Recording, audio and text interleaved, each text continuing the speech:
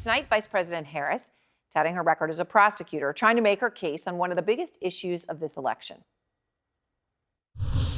I have prosecuted transnational criminal organizations for the trafficking of guns, drugs, and human beings.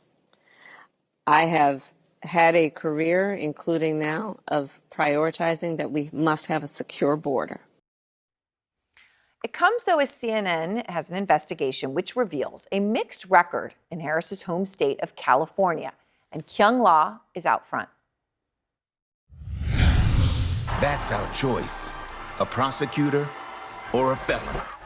From political ads to the campaign trail, Vice President Kamala Harris and her supporters say her career makes her uniquely prepared to take on Donald Trump. I started my career as a prosecutor. I can't wait to see her prosecute the case against Donald Trump. Prosecute the case. Prosecute the case. She was a prosecutor. That record as a prosecutor began in the San Francisco area.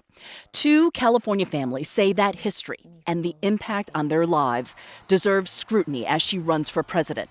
One of Harris's first major controversies happened just months after she was elected San Francisco district attorney. In 2004, police officer Isaac Espinoza was gunned down by a gang member. There you go.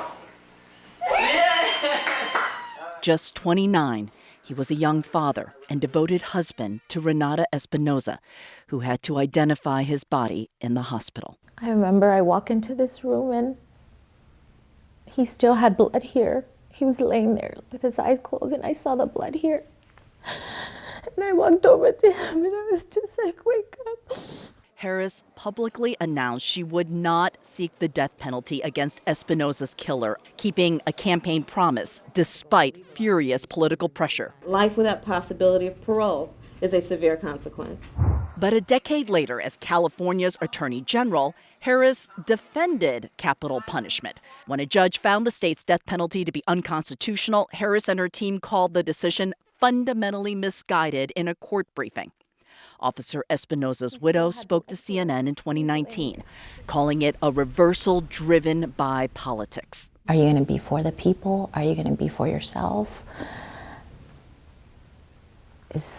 Are you really being you? Should we be talking about some of this flip-flopping? I think it's fair to talk about flip-flopping. I think that's what makes America great. Brendan Woods is Alameda County's first black chief public defender. On the other side of the bay, Harris was San Francisco's first female district attorney. Their history-making careers rose together. When she ran for district attorney of San Francisco, her policies were that of the city of San Francisco. All of her policies when she was the attorney general were much more restrictive, much more right. As California's attorney general, Harris promoted enforcement of a law that allowed prosecutors to seek jail time for parents of truant kids. If you fail to take responsibility for your kids, we are going to make sure that you face the full force and consequences of the law. I thought that was crazy. I was like, how can you lock parents up? I opened the door and I see at least 7 or 8 cops, full gear, like wanted to arrest me. As a matter of fact, they did. That was May 2011. The Haddadines woke to law enforcement at their door. And you're handcuffed this whole time? Oh yeah, absolutely, like a criminal. I have my pajamas on, like those paper-thin pajamas, and that's what I went to jail in. Their son, Connor, was in middle school then. I used to be allergic to a lot of things. You missed 12 days of school. Yeah, but not consecutively. It's not like the kids don't like school, they do, but they couldn't breathe.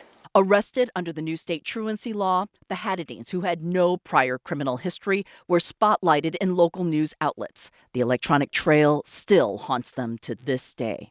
It impacted every aspect of my life, everything. Harris acknowledged the problems with that truancy law she once championed when she ran for president in 2019. In some jurisdictions, DAs have criminalized the parents. Right.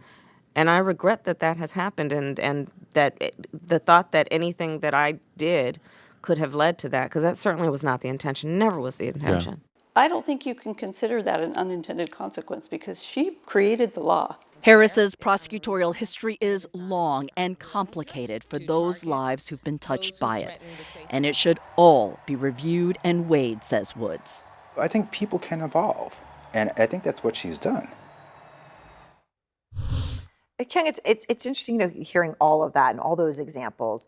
But Harris seizing on her experience as a prosecutor, decade plus, as a credential to handle immigration.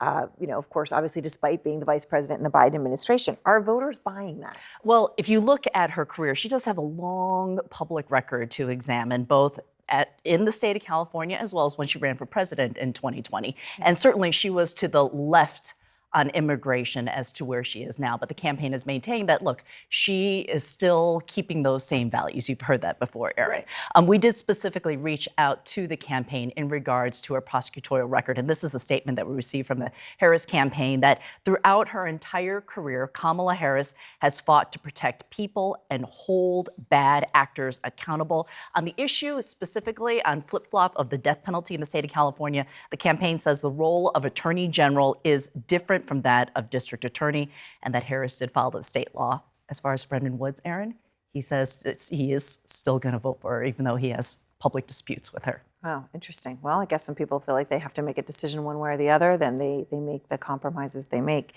Kyung, thank you very much.